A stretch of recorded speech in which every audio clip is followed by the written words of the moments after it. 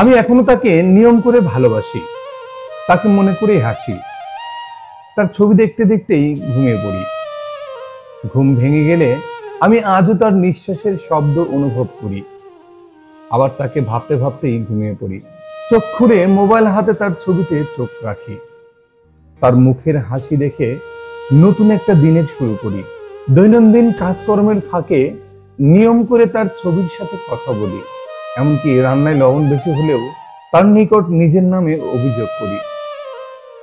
বদ্ধ ঘরে একঘেয়েমি কাটাতে যখন বাইরে যাওয়ার চিন্তা করি, তখনও তাকে সামনে রেখেই রেডি হই।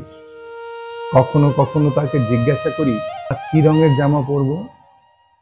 যদিও সে উত্তর না করে ঠাই এক দৃষ্টিতে আমার দিকে তাকিয়ে থাকে।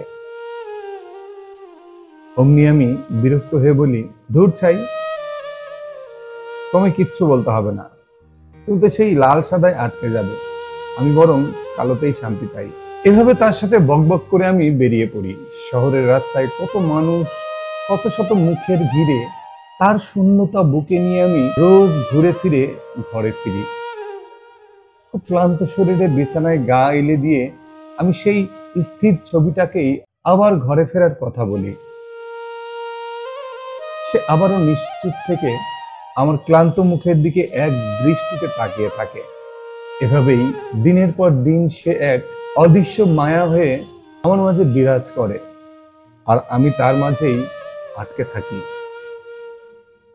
তাই তো বলি, আমি আজও নিয়ম করে তাকে ভালোবাসি।